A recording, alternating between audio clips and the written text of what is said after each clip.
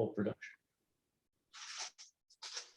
Okay, we're starting the webinar now.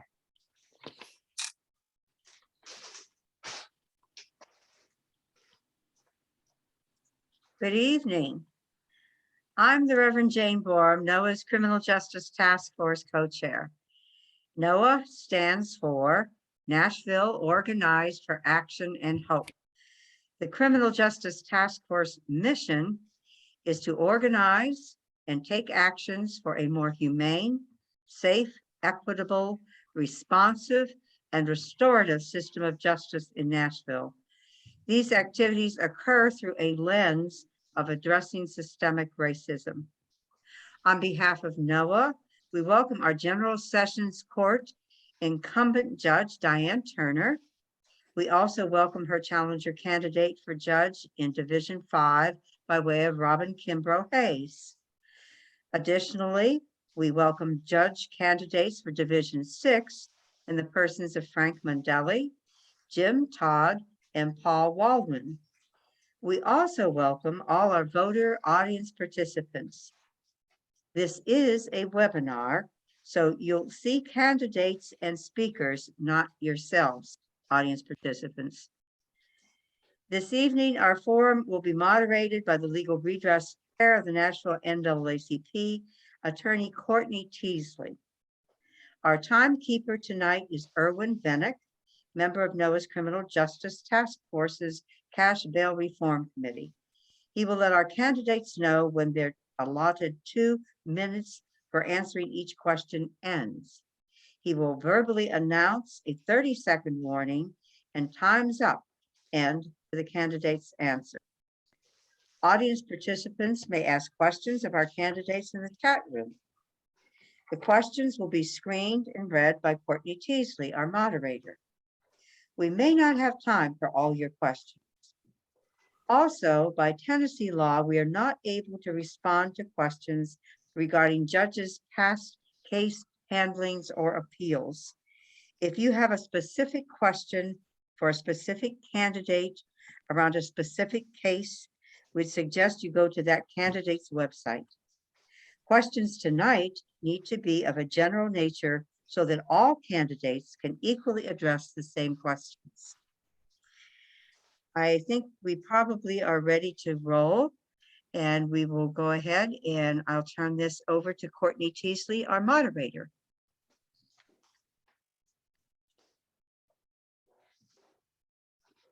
Thank you, Jane. Thank you all.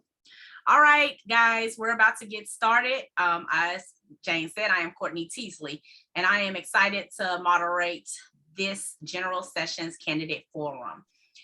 Each of you are about to have the opportunity to introduce yourself. Take up to 2 minutes and introduce yourselves. And as was just stated, you will be given a warning at the 30-second mark.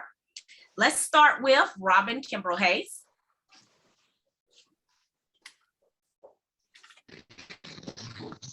Thank you. My name is Robin Kimbrough Hayes, and I'm running for General Sessions Court Judge Division 5, where the V's seat, because like so many of you, I'm sick and tired of being sick and tired. Experience just without accountability and outcomes is just like faith without works. It's dead. I get things done. I have lots of plans for Division 5, including the implementation of a community assessment survey, hosting listening sessions and community town halls. I support cash bond reform, the use of restorative justice practices, and I'm excited about creating an after-hours court so people don't have to miss their job to meet a court obligation. I grew up in a trailer park in Lexington, Kentucky, and it was rough. My mother and I were the only African-American family. I know, like so many of you, how it feels to be treated unfairly. I went to Fisk University, Emory School of Law, and Vanderbilt Divinity School. I've used my theological and legal careers in the public sector. I've written legislation, policies, represented indigent clients. I've served as a part-time night court commissioner. I have the legal skills to get the job done. I'm also a chaplain. I provide spiritual care to students, to future doctors, dentists, and researchers. and those seeking help for drug dependency issues at the Dr. Lloyd Elam Center. 30 I'm seconds. gonna use all this experience to bring balance to the bench and to make sure every voice is heard. Like so many of you, I'm a family oriented. I have my husband, Arnold Hayes, and I have 5 children together, and I enjoy working in the community and serving. And I look forward to being your next General Sessions Court Judge in Division 5. Spread the word, go Kimbrough Hayes, May the 3rd. Thank you. Thank you. Judge Turner, Yes, ma'am. please introduce yourself. Thank you. Thank you, Courtney. I am Judge Diane Turner. It's been my honor to preside over Division 5 of the General Sessions Court for the last 16 years. Prior to that, I was a criminal defense attorney with my own business for 18 years. I'm a graduate of David Lipscomb University. I am a graduate of the Nashville School of Law at night. While I was going to night law school, I worked for the late Judge Leon Rubin. My courtroom experience is pretty vast in that it spans a good deal of my lifetime. I do think that the voters of Nashville, the citizens of Nashville, deserve that experience. And from that experience comes knowledge and wisdom that I think are traits that a judge should have and people should expect them to have. My rulings are fair, they're consistent, I'm rarely overturned, and I'm asking for your vote beginning April 13th and again on May 3rd. Not again on May 3rd, but also on May 3rd. Let me see, I'll tell you a little bit about I did not grow up in Nashville.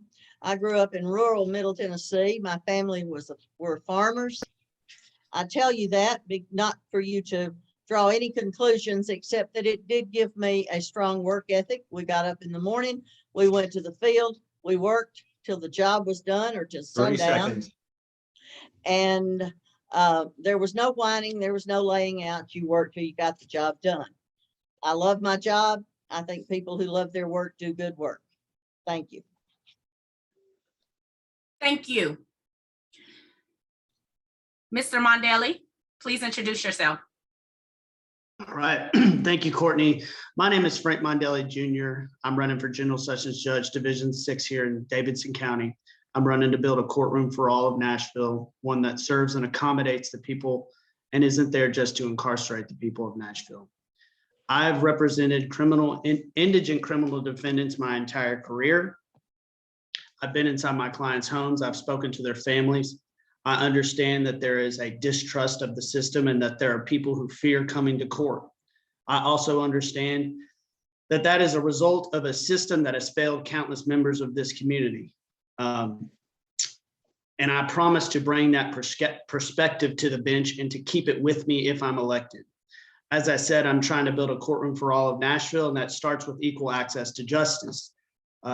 That access to justice should not be dependent upon one's race, skin color, socioeconomic class, or education level. Nashville prides itself on being this hospitable and progressive city, and our courts don't always reflect that. We currently have a courthouse that does not have the necessary resources for our non-English speaking citizens of the community. Because of those lack of resources, non-English speaking members of our community have longer days in courts. That's more time away from work, more time away from their family, making up that missed time from work. And it breeds a reluctancy to want to participate in the courtroom in the court system here in 30 Nashville. seconds. I am from Nashville, born and raised. I'm excited about the opportunity to serve Nashville. I have 3 kids. I've got a lovely wife, Stephanie. I'm asking for your vote on May 3rd. Just please remember, take it to the bank, vote for Frank, vote Mondelli on May 3rd. Thank you.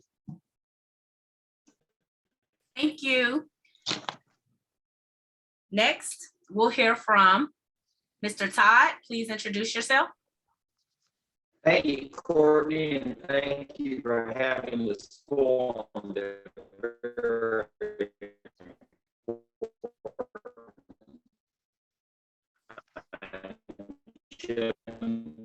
I think we're having a trouble hearing you, Mr. Todd. General Sessions Court Division 6. Born here in Nashville in 1961, graduated Vanderbilt, and then I went into politics, worked for Al Gore for Pink. Can you hear me now? No? I'm not muted. Yeah, keep going. Can you hear me now, Courtney? Yes. Keep going. You got it. Okay. Sorry about that. That's As I okay. mentioned, I graduated Vanderbilt and went on to work for Gore for 5 years in Washington. Came back and worked for Governor McWhorter, and then I went to law school. After law school, 13 years as a prosecutor. And there I helped victims through some of the difficult times of their lives and worked with police and came to understand and appreciate the difficulty of their jobs. But after 13 years as a prosecutor, I became a defense attorney, and that was probably the biggest law lesson that I ever had, because I got to understand more about the defendants that I was prosecuting, more about their socioeconomic problems, their substance abuse problems, their mental health problems. And I got a both sides perspective of the criminal justice system. And I'm the only candidate in my race that has that. I've been practicing law for almost 30 years. I was also fortunate enough to be an environmental court magistrate for 10 years, which oversees codes. That's an important court because the vast majority of the people in that court are indigent and are unrepresented. And I learned as the magistrate for environmental court to be patient with them, to let them vent and explain the law to them and help them through the system. And that way, when they leave the courthouse, win or lose, they felt like they got a fair shake. I've also worked on justice reform my entire career, and hopefully I'll have time later on to go into that. So I appreciate your vote for Jim Todd on May the 3rd. Thank you. Mr. Walwyn, please introduce yourself. Thank you, Ms. Teasley, and thank you, Noah. My name is Paul Wallin, and I am running for Division 6 as well. I have decided to run for this position for several reasons, but one of the most important ones is the fact that I think we need to have people that have been in the trenches and doing this kind of work for a long time. I've been practicing as a criminal defense lawyer for almost 27 years now. It'll be 28 coming in August. I care about all of Nashville. My family moved here in 1974. We were a military family that came here, and I've loved Nashville. We lived in Goodlettsville, Madison, Hermitage. I've lived downtown. I've lived in East Nashville. Everything's been changing here recently, and we've seen a number of things happening with violence and uptick in drug usage and things of that nature.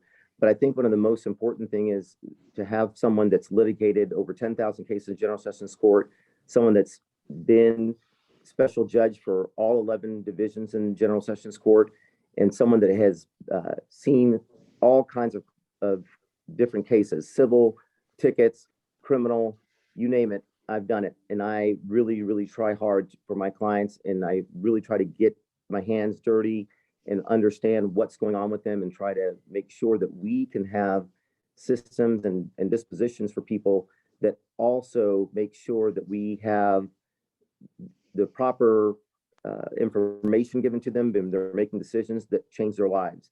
General Sessions Court is the people's court. 30 seconds. And it's a court that needs a people's person for the people's court, because that's super important. So we want to make sure that we have people that are on the bench that can see the people that are coming in on the first glimpse and make sure that they're making the right decisions and putting them in the right programs and the things of that nature so we can keep their records clean. And so vote for me is a win-win. Thank you. Thank you. All right, we're going to hop right into it. The first question, as a sitting judge, you will dispense justice through your judicial values and lens. What is your judicial philosophy with respect to accountability and punishment on the one hand, and rehabilitation and restoration on the other? This first question will start with Judge Turner. My judicial philosophy is that everybody has to be treated fairly, but the rulings have to be fair. The rulings have to be consistent. And I forgot the rest of your question. I was trying to make a note. That relates to what What was the rest of the question? That chat, it just says that you through your judicial values and lens, what is your judicial philosophy with respect to accountability and punishment on the one hand and rehabilitation and restoration on the Okay. other? Everybody has to be accountable for their actions. You, I, everybody. There are different ways to be accountable. And we employ in court a number of ways. The restorative justice is a buzzword that has become very popular that we've been doing for a good many years, where people do a class and come back or they make restitution to a victim and come back, and the victim's input is considered and everybody goes away happy and there's no conviction. Did I answer it? Oh, if that's all, if that's the extent of your answer, that's fine. Thank you. Pretty much. Okay, thank you so much, Judge Turner. Mhm. Miss Kimbrough Hayes. Yes, so thank you. My judicial philosophy is based upon judicial access. I believe everyone should have access to justice, and that the role of the judge is to make sure that the judge does everything in his or her ability to administer justice in a fair manner, in a manner that is respectful. In terms of accountability versus punishment and restoration, I believe that we must focus on I believe that we can focus on accountability and restoration all at the same time. When we talk about punishment, I believe that I believe that is a negative way to talk about accountability. But when we talk about accountability, that means somebody's acknowledging they're wrong, and we're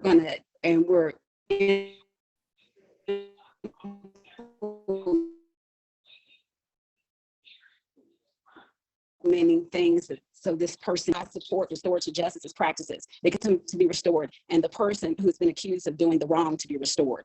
And so this is what I'm going to be doing as your next General Sessions Court judge, is to create an atmosphere that there will be opportunities for this restoration to occur, and that accountability will be through the lens of mercy and grace.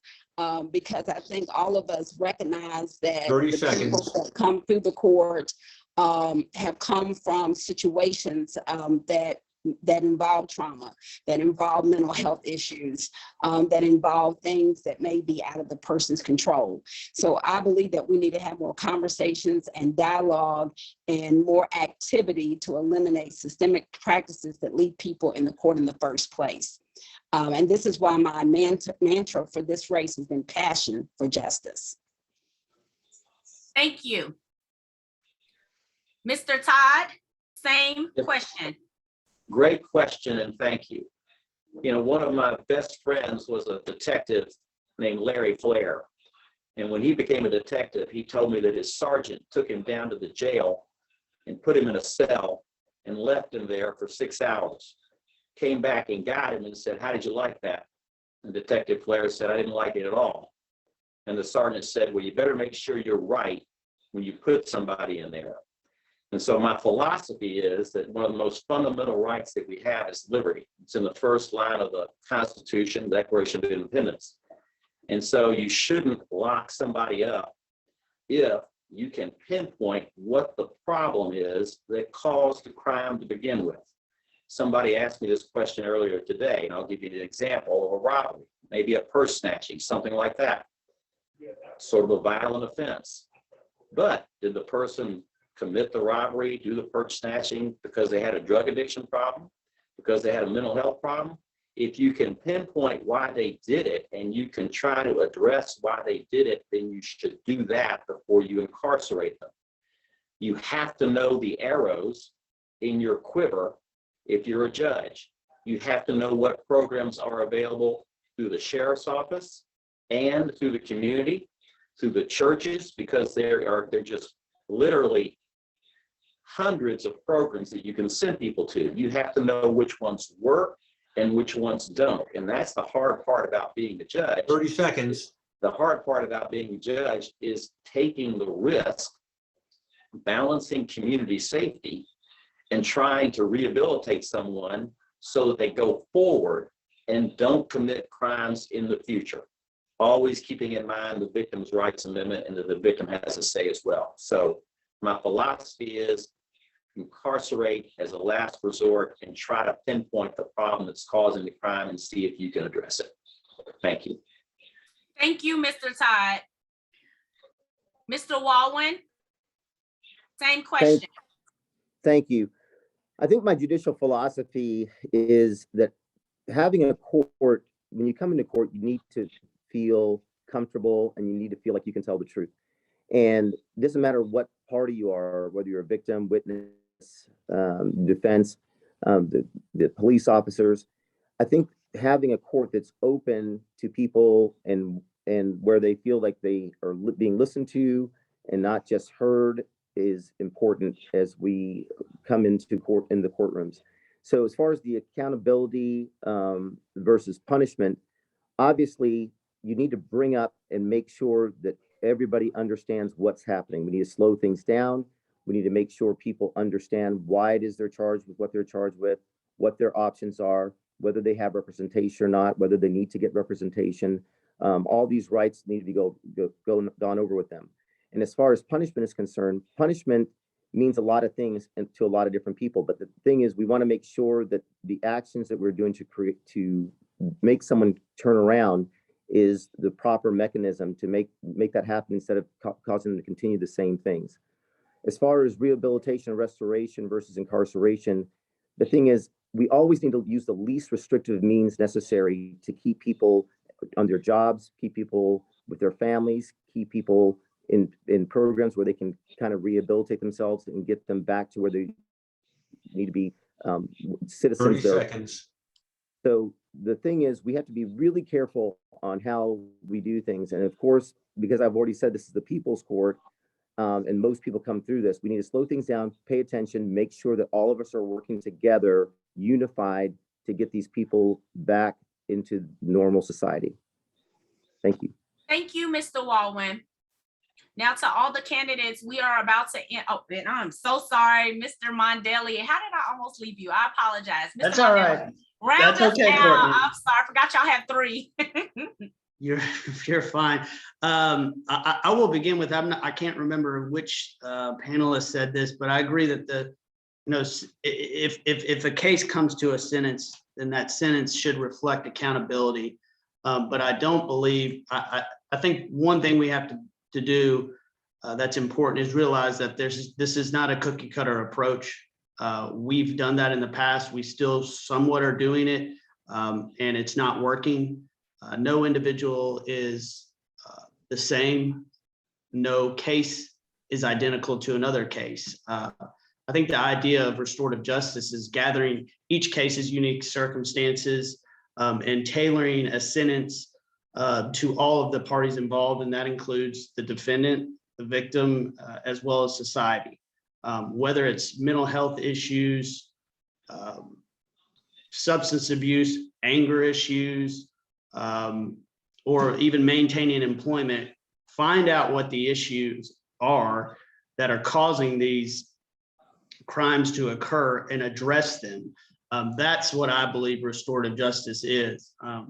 We don't want these sentences to be punitive in nature or incarceration only, because that's not doing society any favors, and it's not making our communities healthier or safer. Like I said, we've been doing that in the past, and it's not working. You want everybody who's involved in a case to heal and grow, and you want, for whatever reason they came to court, you want them to move forward past that incident. That leads to less recidivism and healthier communities. So that's how I feel about that. And that's all I have. Thank you. Thank you. All right. To all the candidates, we are moving on to what is called the lightning round of questions, okay? So I'm going to say a question, and then after I say that question, you're only gonna be able to tell me whether you agree or disagree. If you agree, there is nothing further needed. If you disagree, then you have no more than 15 seconds to explain why you disagree. You guys understand? All right. Let's start, and we are coming first to you, Mr. Mondelli. General Sessions Court judge campaigns should refuse contributions from the bail bond industry. Agree or disagree? I disagree. I think that I think anybody should be able to donate to a campaign if it's done, in a legal manner and it's listed on a financial disclosure, accept donations at your own peril. I think it's a reflection of who you are as a person. Some of your donations can be. So that would be my answer. Thank you, Mr. Mondelli. Mr. Walwyn. No, I think that the contributions, sometimes you have people that are donating to your campaign that are not Agree or donating. disagree? I agree that I disagree that they shouldn't be able to. I'm sorry. I disagree that they shouldn't be able to give money, because the thing is, sometimes these are individuals that are giving money to support you, but they don't necessarily have influence, and they shouldn't have any influence, anyone that donates, on what you do on the bench. Okay, thank you. Mr. Todd. Disagree. Campaign contributions are a fundamental right according to the Supreme Court. They're a First Amendment right. A bail bond agent giving me money is no different than an attorney giving me money. And that attorney that appears before me, or that bail bond agent that appears before me, is not going to get any special treatment. Thank you, Mr. Todd. Miss Kimbrough Hayes.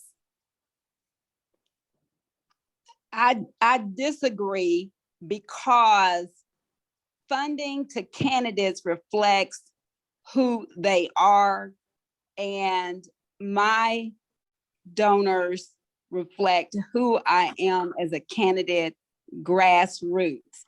Donations are an opportunity for voters to learn more about the candidate. Thank you, Miss Kimbrough Hayes. Judge Turner. Well, I disagree as well. I've accepted in campaigns in the past. Bonding companies have given contributions to me, I think, and I will agree with Mr. Todd. Just like lawyers give to candidates, they're not going to be treated any differently. They're still going to have to pay their bond if the people don't come. Thank you so much, Judge Turner. Question 2. General Sessions Court judges should support court watch programs through which the public can sit in courtrooms to observe how courts function.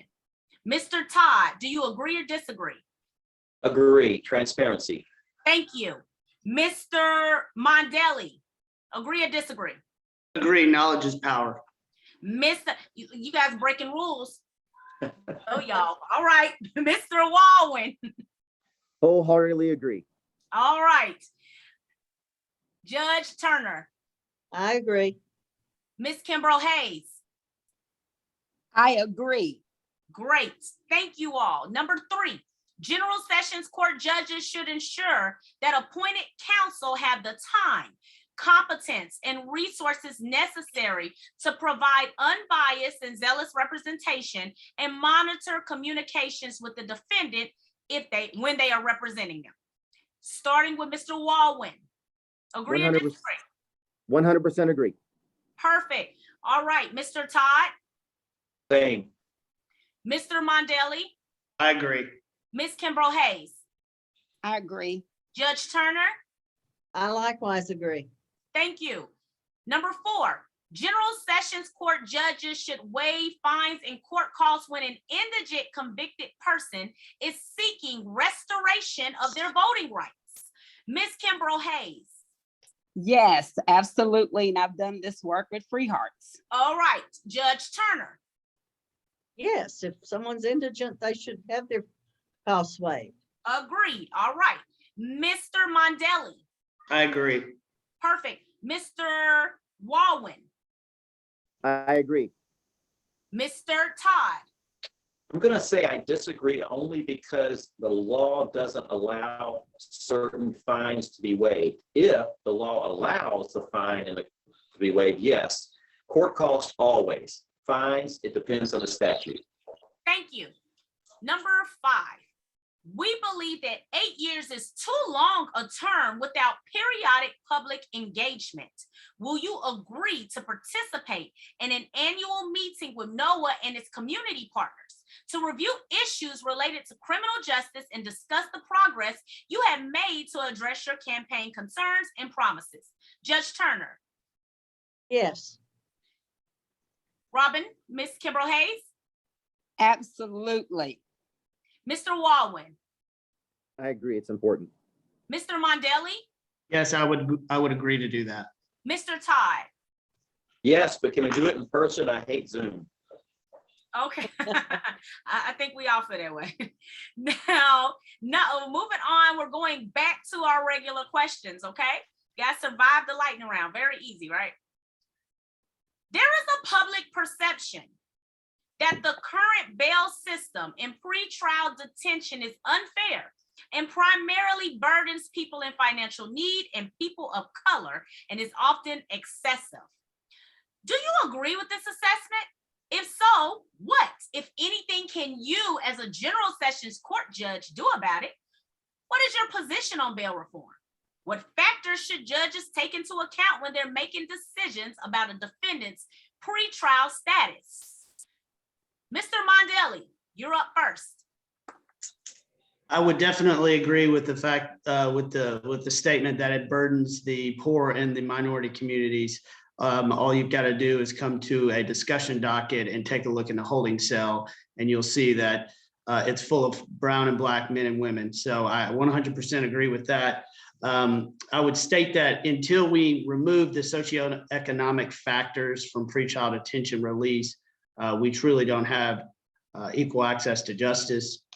We have this army of TDOC and general sessions probation officers who supervise individuals while they're on probation post plea. And I don't see any reason why we can't be doing that to help people avoid pretrial incarceration. As an attorney, if I have a client who is lucky enough to be out on bond, I don't wait until the plea date to start figuring out what the root of a problem is. That starts the first day I meet them. And I encourage the rehabilitating to start immediately, which is pretrial. We don't have to wait on restorative justice to start post plea, whether it's substance abuse, mental health, maintaining employment. If you get your person on track pretrial while on bond, we can get restorative justice started quicker. And that also isn't going to put a pressure on an individual to take a plea deal that is going to jeopardize their rights moving forward. I'm not deaf to the public safety concerns, but we have safeguards in place. We have GPS monitoring. We have protective orders for victims. We should have to refocus our resources on pretrial release, and we have the ability. I believe we have the ability to do that. Time. Thank you, Mr. Mondelli. Mr. Walwyn, same question. All right. I'm basically not going to run over some of the same things, but we definitely need to take a look at how we're doing things for people on bond and bond issues as soon as they get arrested. Those that cannot make bail, that haven't been given a citation, that cannot make bail simply because they're poor or disadvantaged in some sort of way, I think it's incumbent on all the judges, all 11 general sessions judges and the criminal court judges, when they have people in jail, to review as quickly as possible within a day or two the cases that are on their dockets, to find out why the people are in jail and see if we can address the issues, to see if they are flight risk or if they're a danger to society. Those things can be done very quickly, and the state usually has the records and things of that nature to go over that. So I think those burdens can be lifted on the poor people and the people that are in the situation that we normally see. And like Ms. Mondelli said, 70% of the people that come into the court system that are stuck in jail are people of color of some sort. And we need to make sure that they are not, it needs to look like Nashville. So the outside of the jail needs to look like Nashville. The inside of the jail needs to look like Nashville. And so I think how we can address this is by reviewing things immediately, slowing things down, making sure we get them on the dockets and find out what the situation is and try to make sure they stay out. So I think those are, and as far as bail reform is concerned, yes, I think we do need some bail reforms, but we need to make sure that we're doing them properly to protect the citizens, but at the same time, protect the individuals that are going into incarceration to make sure they keep their jobs and stay with their families. Thank you. Thank you, Mr. Walwyn. Mr. Todd. Well, that's an extremely complicated issue. So bail puts two fundamental rights against each other. The Supreme Court obviously has recognized your right to be presumed innocent of charge. The Supreme Court has also recognized the right to communities to be maintained safe from people who have pending charges and to make sure people come back to court. That's why we have a bail system. That's why we have the 8th Amendment. It goes all the way back to the Bill of Rights. Our state legislature has laid out a law that gives guidelines for judges on what to do about bail.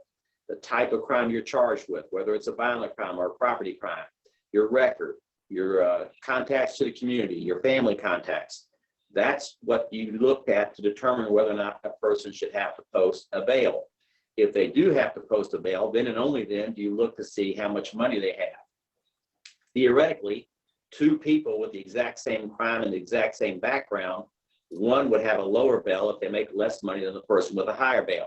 The problem is that a lot of people who are socioeconomically challenged, who have no money at all, can't get out, period. And they stay in jail. And it was either Paul or Frank who just mentioned it. They end up cutting plea bargain deals and pleading guilty to crimes and taking time-served sentences because they don't want to stay in jail and exercise their right to a trial. And that is really wrong. That has to be fixed. I have actually submitted a bail reform plan to the Metro Council. They're looking at it. You can go on my website, jimtoddforjudge.com, and you can read it yourself. But it mirrors the federal court system. It mirrors the federal court system that doesn't require a cash bail, but does have, and I think Frank pointed this out also, it does have a specific pre-trial probation department that oversees people who are on pre-trial release. That ensures the safety of the community, makes them stay away from the victim, and they're monitored. We desperately need that, and the Metro Council needs to fund it so we can get a lot of these people out of jail who can't. Thank you so much, Mr. Todd. I appreciate you. Judge Turner. You mentioned public perception, and I think there may be some misinformation that creates that public perception. The way I hear you, the question is that we just have jails that are overrun, and that is not true. We do not have a great deal of jail population pre-trial. In fact, we have within 24 hours, if a person is arrested for a misdemeanor, they come before a judge to determine a number of issues, including whatever the bail might be. If a person is charged with a felony, they come before a judge within 48 hours to address those same issues. Many misdemeanors are released on their own recognizance. The police department has used the cite and release statute a great deal, and the sheriff's office has a pretrial release. All of those cost nothing to participate in. And the pretrial release service, there's a grid, and that grid takes into account whether it's a violent act, whether it's a property crime, a criminal history, and so on, so that they are released a lot. Most of the people that appear on my jail docket are in there because of some felony that is keeping them in there, and whatever I may decide to establish a bond, my decision is not going to make any difference because they're being held in criminal court. So I do think that bail reform is necessary, but we are doing these things to prevent the things that some people may perceive as unjust. I think we're addressing it quite well. Thank you. Ms. Kimbrough Hayes. Your question was whether there was a perception that there was a disproportionate impact on poor and Black and brown people based in terms of how we're doing bail. The answer to that question is yes. The issue is not about the jails being overrun. The issue is about how bail has a disproportionate impact on poor people and Black people. And this is true. This has been true since I've been practicing law since 1995. And we definitely need cash bond reform. We need to address systemic issues having an impact on our courts. And rather than treating people like they're widgets, we need to value them as human beings. And this means that we have to address issues of poverty and disproportionate impact on groups of people. And this is what I'm going to do as your General Sessions Court judge. I'm not going to deny that there is an issue. I support cash bond reform, and I support policies that allow people to remain on pretrial and to do programs, restorative programs that will allow them to resolve the issues that have led them into the court system in the first place.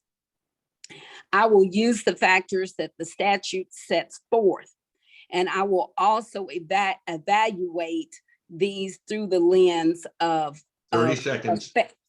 Through the lens of fairness. I had a client that was in jail on a $5,000 bond. She was homeless. She did not need a $5,000 bond. We could not even use the community bond foundation help to get her out of jail. And she felt she had to plead guilty to that particular crime. We need cash bond reform, and we need judges in office that recognize that there's a disproportionate problem. Thank you, Ms. Kimbrough Hayes. We appreciate you. Now, number 5, we're at our 5th question. A recent federal court decision ruled that the Constitution requires a timely bail hearing at which a defendant is represented by counsel. Do you believe the current practice of conducting bond hearings in General Sessions Court complies with constitutional requirements? If not, how would you remedy bail hearing practice in General Sessions Court? I will start with Mr. Todd. I do, given the ruling. I don't, given the time. I don't know if that makes any sense. So Knox County has tried to implement a system that gives bail review hearings within 24 hours. And there's a piece written on it in one of the magazines. And the problem they're having is being able to appoint lawyers in such a quick period of time who are indigent. And they haven't been able to work that out. It's something we desperately need to do. And the example would be the person who is arrested goes before the magistrate, has a bail set, and can't make their bail. They need to be at work the next day. And the only person that sets this bail is the night court magistrate. And the only thing the night court magistrate looks at is the charge. The night court magistrate never has an opportunity to conduct a meaningful bail hearing pursuant to the statute, to go over the factors I talked about: ties to the community, family, record of failure to appear, so on and so forth. That's only done when you get before a judge. Now, Judge Turner mentioned there's a review docket. The review docket is really sort of a cattle call, for lack of a better term, where the district attorney and sometimes the public defenders can try to scotch tape up some problems, but it's not a meaningful bail review hearing. We need, unfortunately, I'm running for office, I'll sign 30 up seconds. for it. We need to work nights. We need to work weekends. We need to make sure that people have hearings right away, but we are in violation of people's rights, if that makes any sense. Thank you, Mr. Todd. Mr. Walwyn? Sure. I agree with that ruling. What we can do to change this, first of all, I was a night court commissioner for a few years as a special night court commissioner here in Davidson County. And typically we have access to people's records right there. And also we can ask a lot of questions and we can run records there. So night court commissioners can review and talk to people besides just the charge.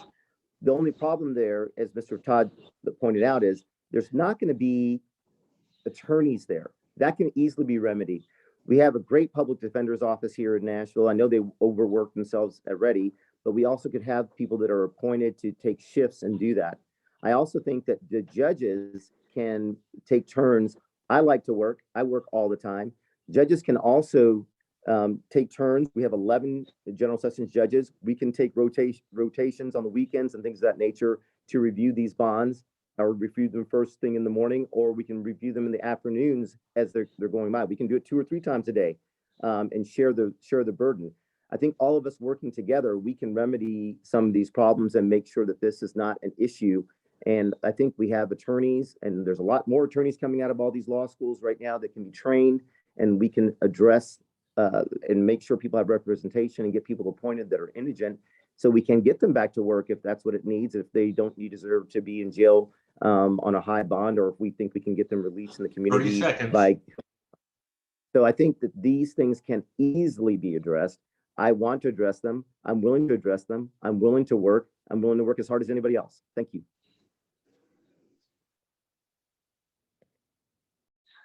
Sorry, thank you. Mr. Mondelli? You're still on mute there, like I was, sorry. Yeah, that's okay. I'm sorry about that. I agree with what Mr. Walwyn and Mr. Todd said. We need people to be on call for these individuals when they, are arrested. Currently, what's going on is there's what's called individuals arrested, and with 48 hours, they're usually put on what's called the review docket that was already mentioned. And a lot of times bond isn't even addressed at that point in time, because the state is saying that we haven't had a chance to talk to the victims. So nothing takes place on that review docket, as Mr. Todd said.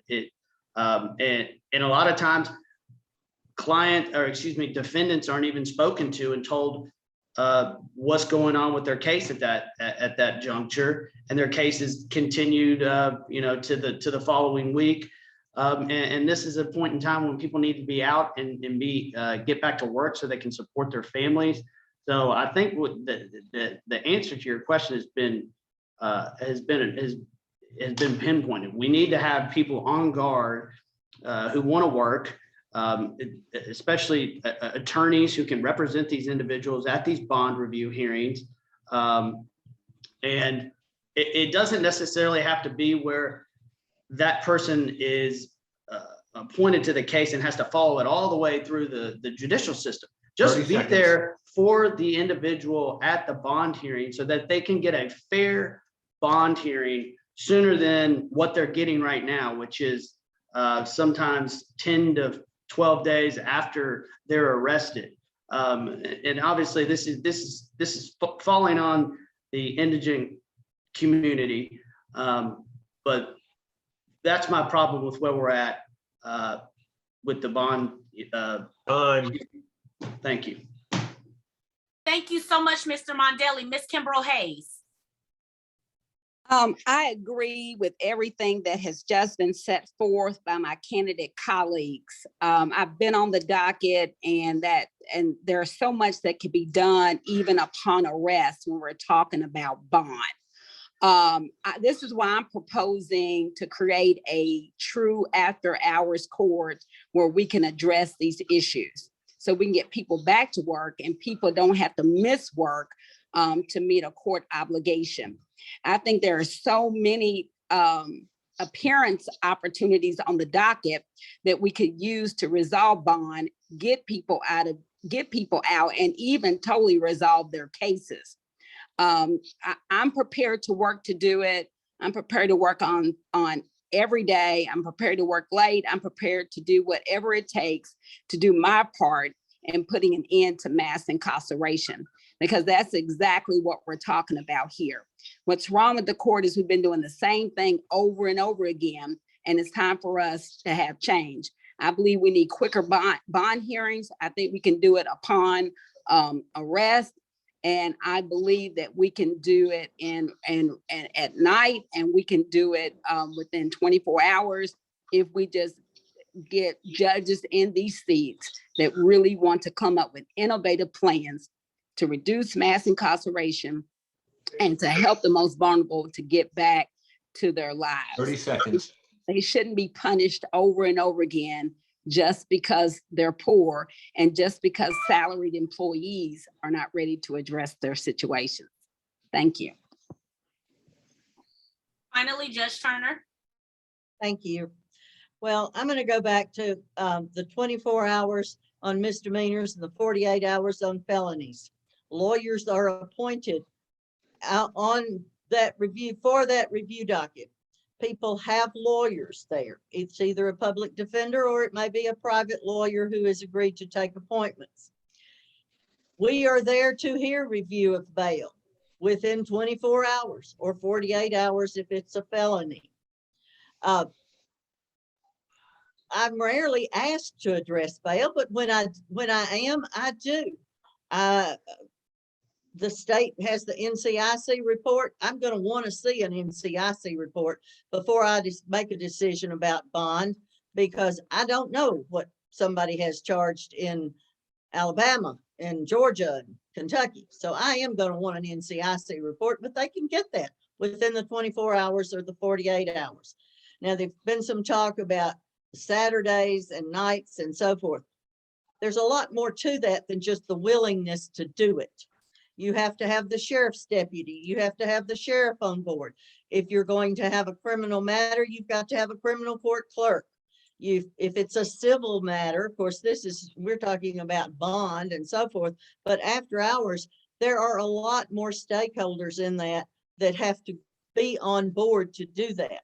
If it was just a willingness by the judge to do it, I imagine things would have been done a lot 30 seconds. sooner.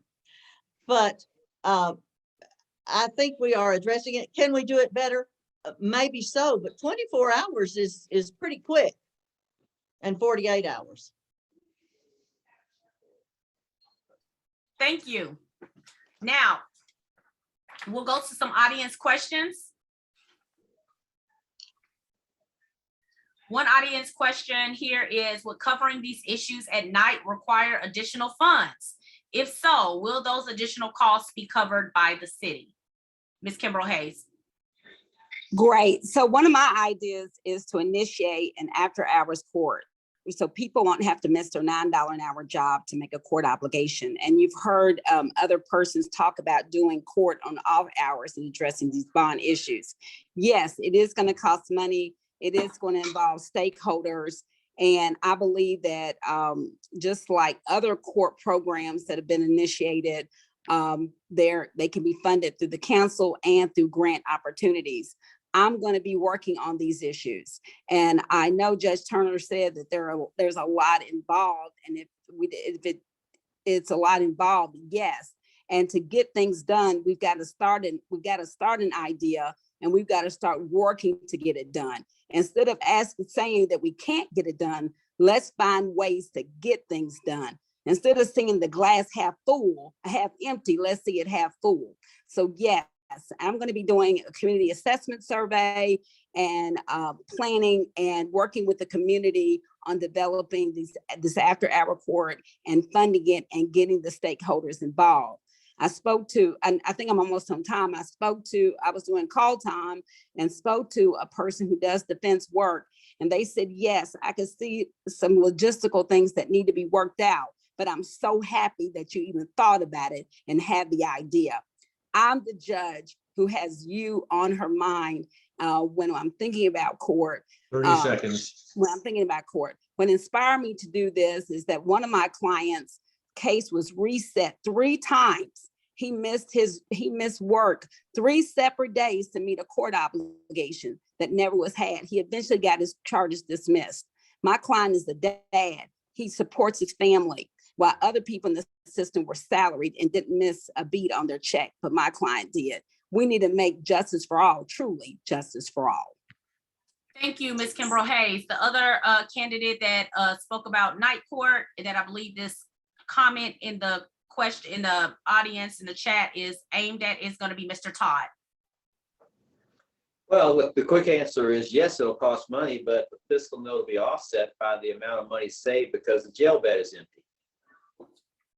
That's a simple answer. Thank you, Mr. Todd, for the simple answer. Now, moving on to another question.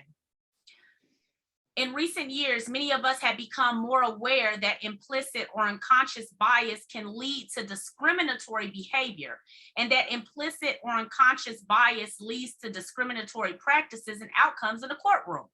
What do you do to defend against implicit bias creeping into your own behavior and action in the courtroom? How would you address the biases of others that you observe in the general sessions courtroom? And we are actually going to start with Judge Turner. Okay. Well, I think we all, regardless of our position, have to be on guard. We are a product of our environment. We are a product of our lives, and we have to be on guard to make sure that we have our biases do not show. I think we probably all have some, but they must not show in a court of law. They must not creep in and be allowed to influence us. Now, other than that, now, if I see somebody proposing some kind of plea agreement, and it seems to me that it's because of some bias, then I don't have to accept that. I can go ahead and have a trial. My discretion is that I do not have to accept it, or I want an explanation of why they decided to do what they decided to do. That's my answer, I guess. We always have to be on guard about allowing bias to influence us. That's why I'm welcome that you've checked my record, because my rulings are fair and consistent, regardless of who's in front of me. Thank you, Judge Turner. Thank you. Kimbrough Hayes. This is a great question. At the Tennessee Coalition, I spent those 10 years doing what is called cultural competency training, which is turned into cultural humility training. And we talk about checking in our biases and making ourselves aware of our areas of bias. And I'm going to continue to do this work, and I'm going to continue to call out situations where a person is inflicting their bias attitudes on other persons.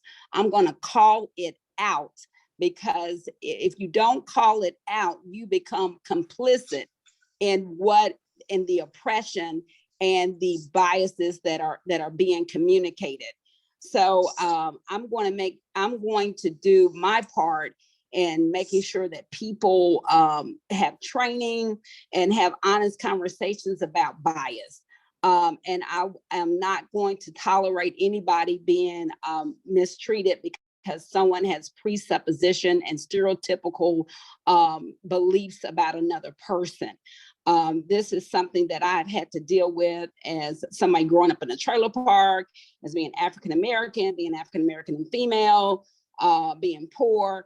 And I'm just not gonna tolerate it. And I'm gonna call it out, and I'm not gonna accept this from anyone, because it hurts the morale of the court, and it presents additional barriers to what we're doing in the court. And we can see the people that come through our court it has been a result of people's biases being unchecked. Thank you, Ms. Kimbrough Hayes. Mr. Walwyn. Yes, I mean, I think bias comes in so many shapes and forms, and it creeps in different ways. And it comes from everybody. It comes from the judge. Sometimes it comes from the police officers. It comes from the victims. It comes from the defendants. I'm going to give you a few examples of how bias comes in.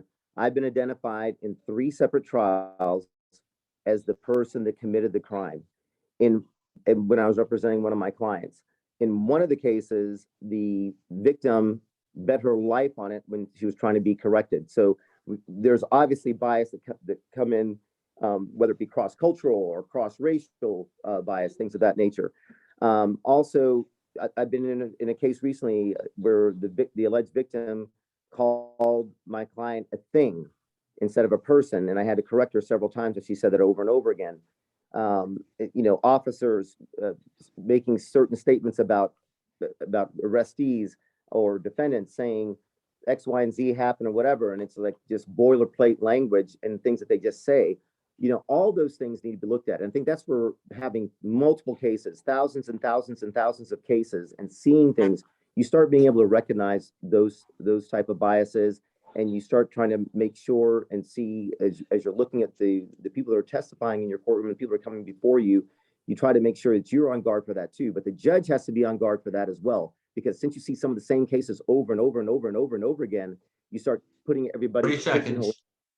So the thing is, we can't allow ourselves to do that. That's why I said earlier, we got to slow down, look at the facts of the cases, look at the people, and remember they're individuals. This is the most important thing to them. This is the most important day to them, and make sure we make great decisions or decisions that make sense. Thank you. Thank you. Mr. Mondelli? Yes.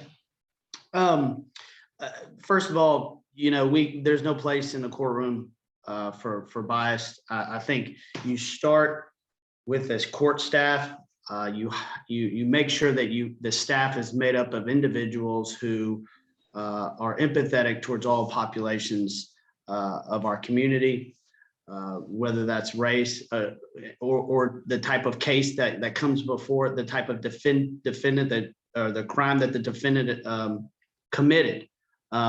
You have to have a staff that is going to show empathy and not be biased against a group of people. And it also starts at the top with the judge, because we're all human and we can all, find ourselves making mistakes. And, if you're elected, you've got to be able to swallow the pride when somebody comes to you and says that, you're not handling these cases in a unbiased, detached, and neutral manner. And you have to, you need to correct yourself. I mean, I have 3 kids at home, and they say a lot of nonsense sometimes, but sometimes they have, valid critiques of myself. And it's, I have to listen to that, or I risk losing, my children's trust. That's the same thing with the general public. I don't want to lose the general public's trust because I can't do something that is important as being an unbiased, neutral, and detached judge. 30 seconds. So that's my answer to that question. Thank you. Mr. Todd? Yeah, I agree with everybody just said. Bias actually starts well before the courtroom. And if you read Kyle Mothershead's Driving While Black report, you'll see that there is bias in criminal investigation. And when I was a prosecutor, I narrow-mindedly didn't think it was as bad as it was until I became a defense attorney. So I think all of the judges have to really be up on your constitutional law, especially as it pertains to the Fourth Amendment regarding stops, searches, and seizures, to make sure you call it out if you see it when it's happening. Now, regarding you sitting on the bench and having bias, I think that is an extremely tough self-question that every person must ask themselves every day. I'm 60 years old. I'm running for 1 term. That's it. I want to end my career giving back. I think everybody here, we're not going to mention any names, will agree that sometimes judges stay on the bench too long, and they develop inherent bias because of what they see on a repetitive basis. And I appreciate this easily what you and Noah, one of your earlier questions in the lightning round, I think was, will we support Noah coming in and giving us a checkup every so often? And I think the answer is yes, because I think we're going to need it. It's a tough self-question that we'll all have to answer. And hopefully through my experience over 30 years, I'm prepared to not be biased. Thank you so much. We skipped over one audience question. Do you think defendants should be locked up for being late to court? Mr. Walwyn? I guess that all depends. In my experience, sometimes people have many issues. I mean, with national traffic, we can see that that is become a big problem. Anything can happen. There's simple excuses, and most judges are pretty lenient about allowing people to come in a little bit later, telling people that are subpoenaed to court to wait, whether it be a victim, and it goes on the other side too, whether it's a defendant or a victim or whatever, giving them a little leeway, because getting into the courthouse sometimes can be a bit of a mess. But the thing is, locking up somebody that's late to court that has an excuse or a reason, I think is a mistake. I know sometimes we need to take capiases on people for not showing up, or people that are intentionally don't show up to wait to see when the victims or the police officers leave, and then they show up and go like, hey, I'm here, my case should be dismissed. We got to be careful to pay attention for those kind of people. And you can recognize a lot of those things when you find out and check onto their excuses for being late to court. But I mean, it costs a lot of taxpayer money to have the officers come back, witnesses that have to take off work and come back again. So we need to take a good look at that before we take capiases. When someone comes to try to get a capias set aside and they have a good excuse, I think we should do that. But if it becomes a repetitive situation, then I think we need to take a little deeper dive into that. So as far as just like wanting to give people a rest just for being late to court, I don't. 30 seconds. So I think we need to really take a good look. I think the judges all need to work together, because some judges are out of town or off of the rotation when someone tries to get a set aside, and we need to help each other out. Thank you. Mr. Mondelli? No, I don't. I don't believe this. I don't believe so. The taxpayer money that we were using on to lock people up for being tardy to court, it would not be well served. One of the practices that I feel that I use with my clients is whether or not it's true or not. I tell my clients, look, if you're late to court, the judge is going to make you stay there all day, and that keeps them away from their jobs when they need to get. But it gives them an incentive to show up to court, and we can be judicial with our system, and efficient with our judicial system. No, I certainly don't think we need to be locking people up for being tardy to court. We need to incentivize being on time, though, so that we can all start the docket at 9 o'clock, and so that we can get through the docket and everybody can go home or get back to work. But I don't think locking people up is the answer. Thank you so much, Mr. Mondelli. Mr. Todd? Yeah, the answer is no. Being late to court or being late to a doctor's appointment or whatever is rude. It inconveniences people. Midnight officers who need to go home and get some sleep need to go home and get some sleep. Attorneys have other places to be, so being late is rude, and it does mess up the court system. But you definitely don't lock them up over it. It's just about, sometimes things happen that are beyond people's control, and we don't take away their freedom because of it. Thank you so much, Mr. Todd. Judge Scherner? Well, I agree with what Mr. Todd said. If it's only late because of some accident or something, but many times, like Mr. Walwyn said, people know the system, and they know that if they are an hour or two late, that maybe the witnesses have already got tired and gone home. And so you have to balance those things. I have locked people up when they're late to court because they had an outstanding warrant, but I have never locked them up just because they're late to court. All right, Ms. Kimbrough Hayes. I will not be locking anyone up because they're late to court, because there are lots of things that could have happened on the way to court. And also, some people don't even understand that they have another court date to make. So there are a lot of challenging situations. And I do appreciate a judge who allowed me, because I knew my client had mental health issues and was dealing with a drug issue as well, to go and look for my client, which I did. My husband and I went to look for my client at a last known address to find him, to bring him into court. This is something that I plan to address because I believe the issuing of capias contributes to mass incarceration, and it further has an impact on the poor. So these are things that I want to address through my community assessment survey and getting feedback from system people on how we can do justice better in the court. And guess what? We can do better. Thank you so much. We're at the final question, guys. We have made it all the way through. We have had time for a few audience questions, not all of them. I challenge you all to go in the chat yourselves and maybe respond to some of the questions people have on your own time. Last question. Please close your time with us explaining why we should support you rather than your opponents. What your opponent or opponents. What will you bring to the General Sessions Court bench that your opponents will not? I will start this question with Mr. Todd.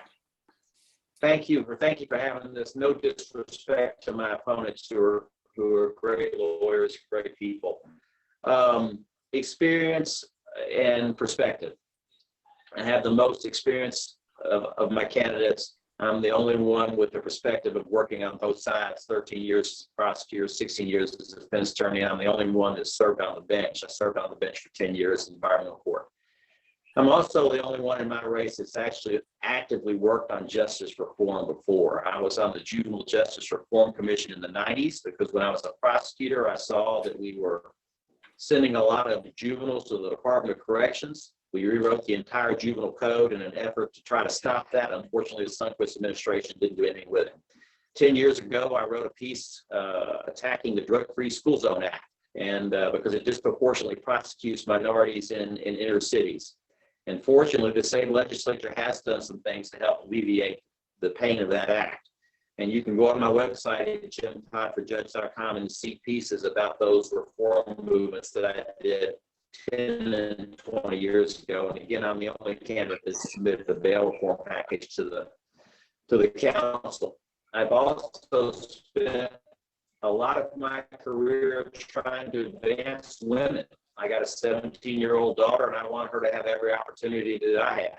I ran Anna Escobar's campaign. I ran Angie Dalton's first campaign in 2006, and I was Jennifer Smith's treasurer just a couple of years ago. So I've always tried to advance women on the bench. I appreciate the opportunity to speak to everybody tonight, and again, respect my opponents as well, but I really would appreciate a vote for me. Jim Todd, thank you. Thank you. Mr. Walwyn. Thank you very much. You know, this is not about me, but and my opponents, both of them are very well qualified attorneys and friends of mine. But the thing that I think makes me different than the rest is when we're talking about experience, I've been doing and fighting for the people of Nashville and the disadvantaged for 27 years. I'm the only candidate that's had a cross burn in his yard when I moved here to Nashville. I'm the only candidate that couldn't buy gas at 3 gas stations on the way to college. I'm the only candidate that's had a noose put around my neck as what was apparently a joke and lifted off the ground. I'm the only candidate that speaks Spanish. I'm the only candidate that sees things from different perspectives. I'm the only candidate that has connections to all the communities here in Nashville. I'm the only candidate that is first generation American. I'm the only candidate that knows what it's like to feel different when you walk into a room and to feel uncomfortable and to feel like you don't belong. I'm the only candidate that knows what it takes for this Nashville to be great. I know what it takes for us to take the time to listen to people. I'm the only candidate that wants to make sure that all people, no matter who you are, where you're from, what you look like, what gender you are, what race you are, what sex you are, 30 seconds. That you are welcome. You are welcome in my courtroom. You are welcome to tell the truth. You are welcome to have your case heard without fear, knowing that someone is going to be listening and trying to help you. I'm the only candidate that really cares about getting programs and turning people around and making sure that these cases don't continue going on and on and on into worse situations. Thank you. It's a win-win if you vote for Walwyn. Thank you, Mr. Walwyn. Mr. Mondelli. Yes, thank you. I'll say the same thing that Mr. Walwyn and Mr. Todd said. I respect each of my candidates and each of the other two candidates in my race. I'll say that I've been, for my entire career, I've represented the indigent and the voiceless here in Nashville. Just knowing the law and having the most years of practice under your belt is, I would submit, is simply not what's going to make you the most qualified for this position. Being patient with litigants and treating them with respect and dignity is what's most important, in my legal career exemplifies those values. When you're a judge and you've heard all the proof and you're ready to rule on a matter that's come before you, you want all of the parties to feel like they've had their voices heard and they've been treated regardless of what the outcome is. You want them to know that you cared about their case and that you gave them their day in court. I believe that that's going to instill trust and confidence back into a system that has let quite a few members of our community down.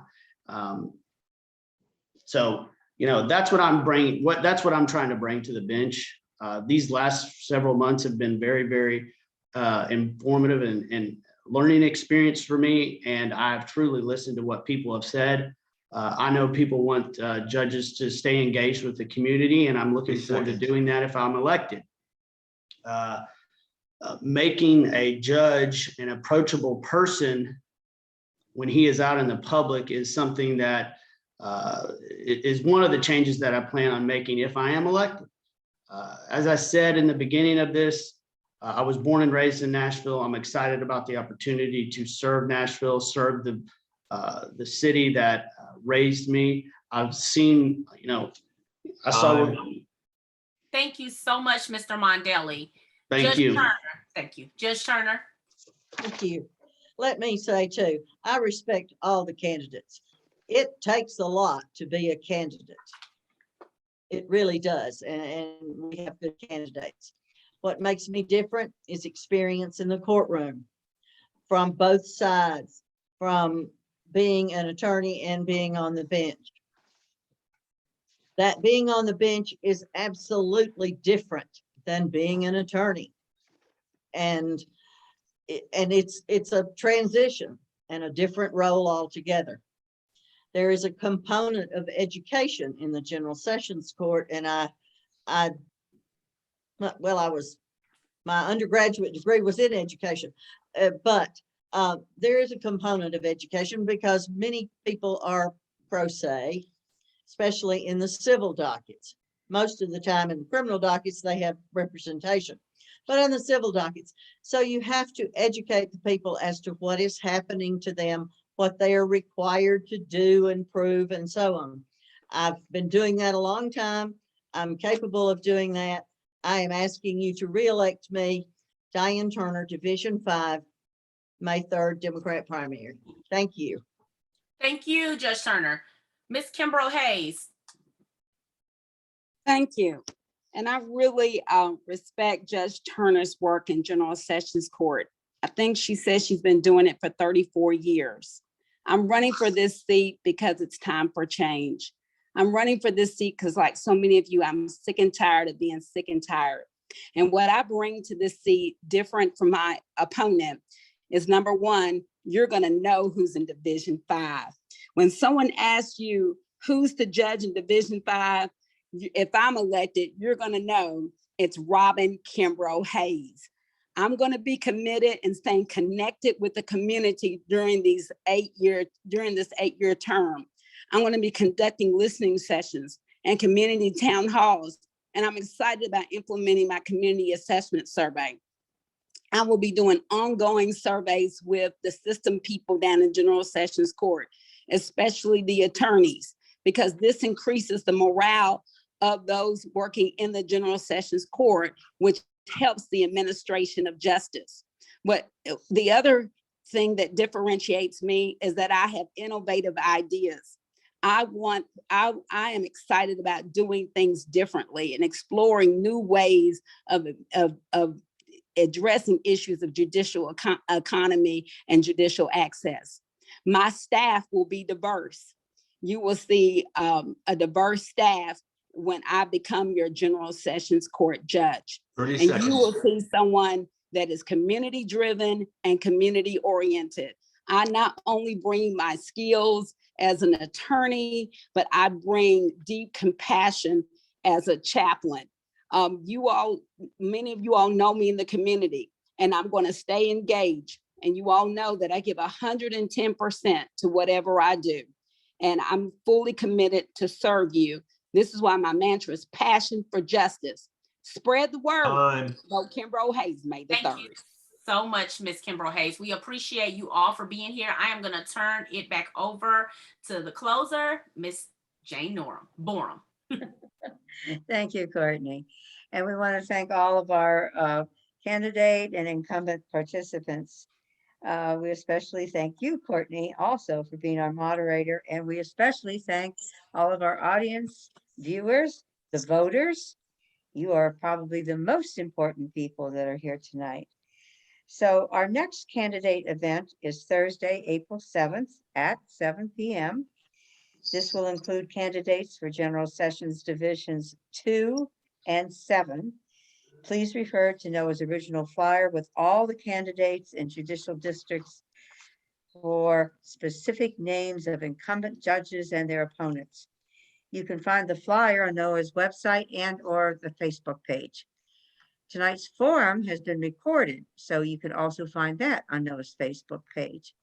All recent Noah candidate forums are also stored there. So you can go back even to March 24th and see what was happening then, March 27th, April 3rd. They're all there. So you can listen to all of these candidate forums again and again if you need to. And tell your friends about those, or your relatives or people who haven't heard of these. Davidson County's primary election is Tuesday, May 3rd, less than a month away. The general election is Thursday, August 4 of this year. Hear now what a former U.S. Congressman, John Lewis, who struggled his entire life for all of us to vote, once said, "The vote is precious. It is the most powerful, nonviolent tool we have in a democratic society, and we must use it." Thank you all for attending today's event. Have a safe and peaceful evening.